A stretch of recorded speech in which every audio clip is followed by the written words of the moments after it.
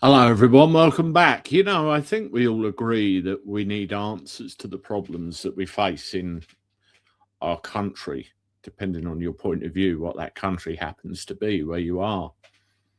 And many people have placed their hope in reform. Every time I make a reform video, I appear to lose subscribers. And to be honest, I don't care because I'm entitled to sit here and say what I think, just as you are. And people, when I read the comments and I interact with individuals on here, they really believe that they don't have any other choice. They're so far backed into a corner that they feel they have to vote reform because otherwise there's no other way out of this.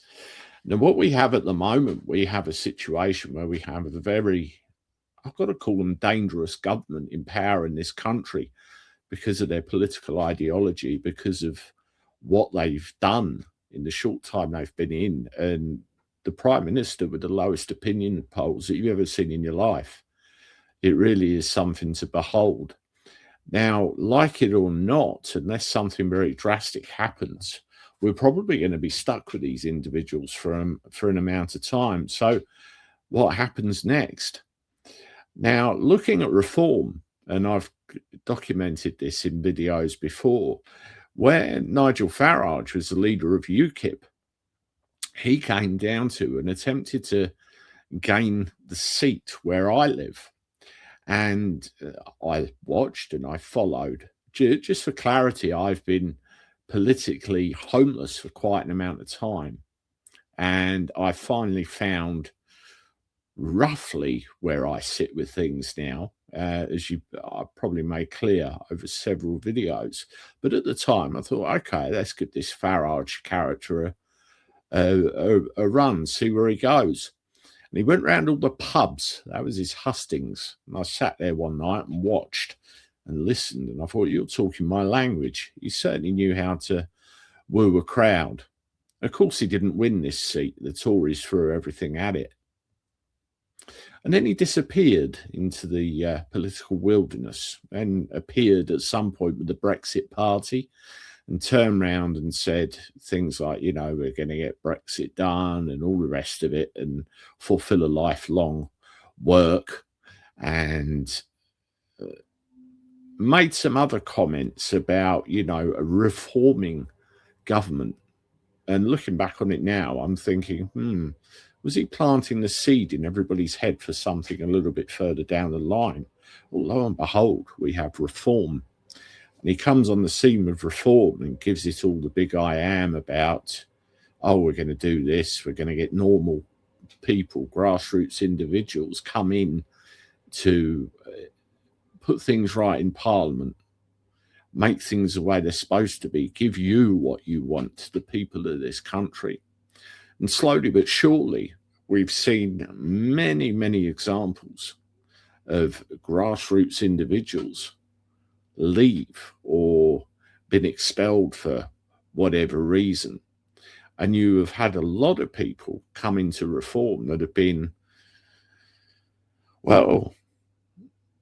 ostracized by the other parties. Either they've lost their seat or they've ended up out of the party for some other reason. And they're looking for a lifeboat. How many former members of other political parties are turning up in reform? There's a lot of them. There's a lot of them now. And you've got to wonder whether reform are Tory 2.0 or they are reform. If you look at the makeup, you've even got some Labour people in there as well. The latest one, of course, that caused all the controversy over the last day or two is Nadhim Zahawi. Me personally, I'm horrified that this has happened. Absolutely horrified, because those of us with long memories will know exactly what position Nadhim Zahawi held. We will know exactly where Nadhim Zahawi comes from. And we will know some of the things Nadhim Zahawi actually said, which was quite honest against the people. Now, a decade in politics is a long time, but at the end of the day, it just shows how, slimy this lot are about how they play the game, how they do things that are generally detrimental to the populace who they're supposed to represent. Remember the video that I did about parliamentary sovereignty? It's about time all this clown show was dealt with very severely. Look at these tweets here. These are tweets that apparently he's been trying to get rid of at a very rapid rate of knots. And I retweeted, I said, hey, Nigel, have a look at these. So Nadhim Zahawi is deleting some of his old tweets now that he's defected to Reform UK. So here we go. This is from 2014.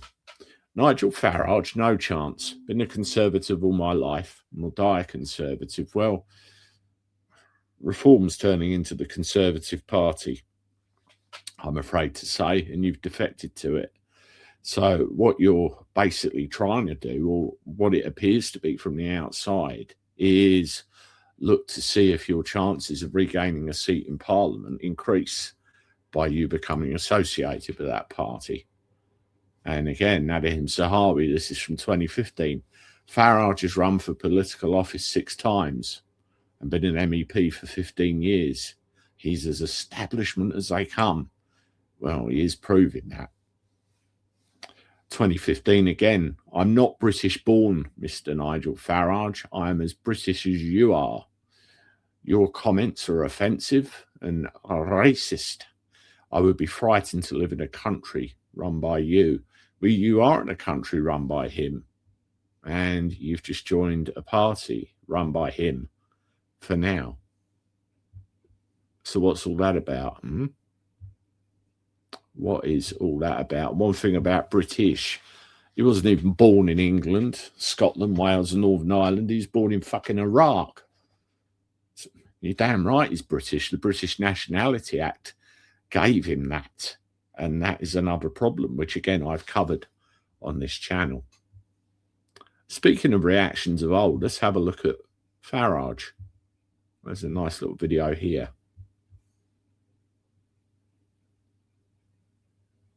I thought Zahawi had principles. Tonight we learn he's just about climbing that greasy pole, as so many of them are. Very disappointed indeed. I thought Zahawi had principles. And that was only from a couple of years ago. It's caused a hell of a stink. Let's go and have a look, shall we? So, at the top, Zahawi defects from Conservatives to Reform. He lost his seat in 2024 and was sacked in 2023 over tax issues.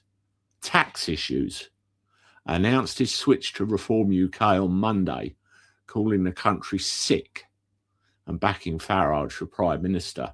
He recounted his path from Baghdad in 1979 to co-founding YouGov.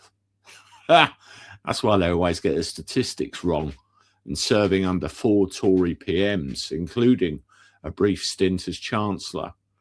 Reform leaders celebrated the high-profile recruit, the 20th ex-Tory to join, 20 of them now, but faced backlash from within the party and critics, resurfacing his past pro-immigration views and a deleted 2015 tweet attacking Farage.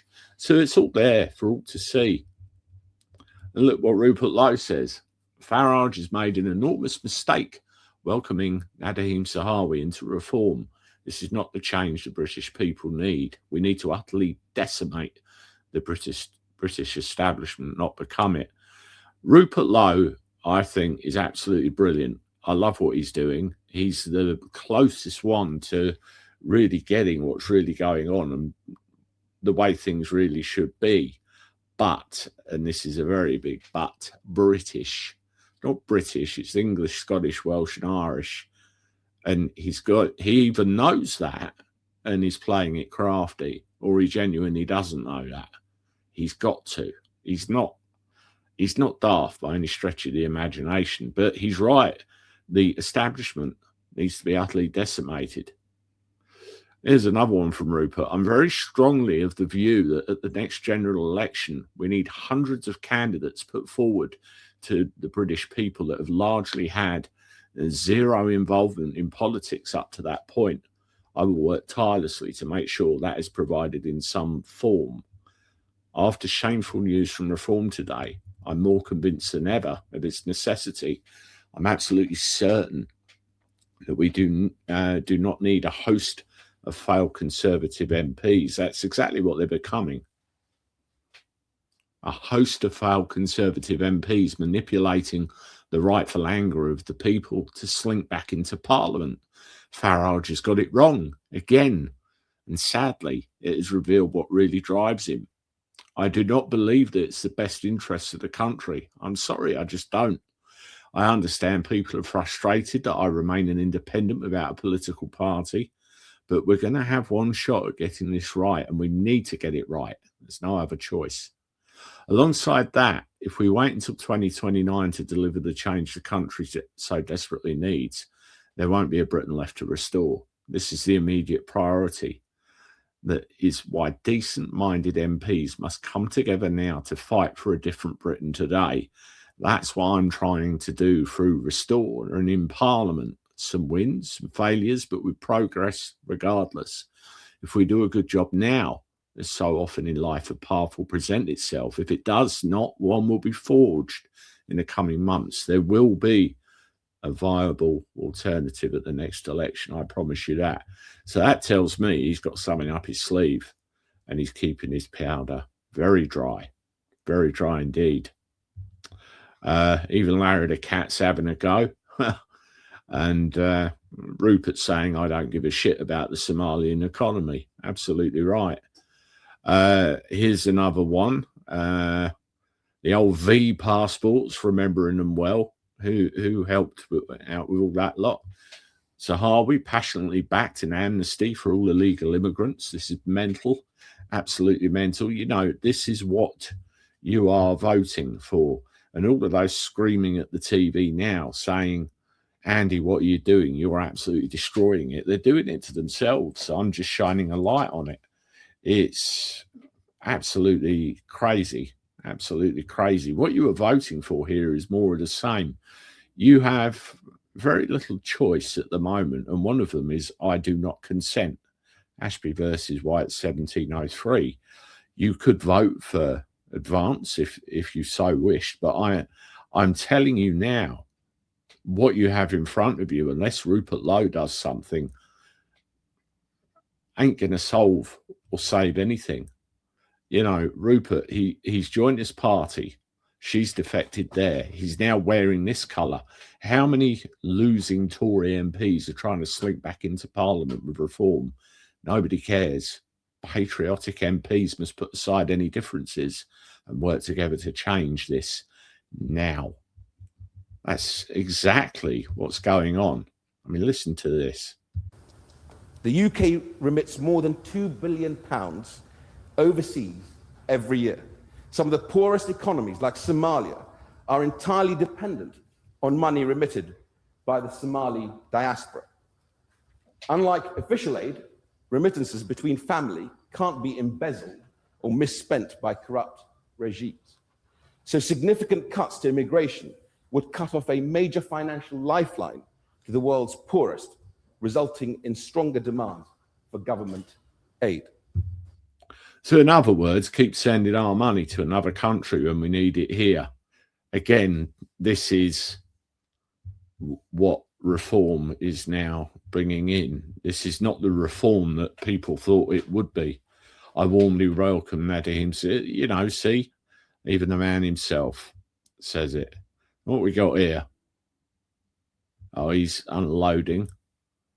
And, you know, the reactions just are not good at all. And one of the things that happened as well today, one of the news journalists actually called him out on previous things that he got behind within Parliament. And he basically accused them of asking a stupid question. A stupid question. Didn't know what to say to it, I think is more the point, because he knew they were right. how many more of these are going to come into reform before people think, you know, I get it. I really do. You know, we need to get rid of Labour. We need to get rid of Starmer. I'm completely behind that. But, you know, I'm trying to be constructive here with regard to reform. I know my feelings on it, and I know many of you will still vote for them, even considering what's going on. And that is your choice. At the end of the day, as an Englishman, I believe in self-determination. And if that's what you want for yourself, then you go and vote for them. But it's my job to simply point out what's out there. Let me know what you think in the comments. And particularly, I'd love to know what you reckon is going to go on now. Anyway, subscribe to the channel if you're on YouTube. Follow me if you're on X. Comment, share my stuff. I'll talk to you soon. Doodaloo.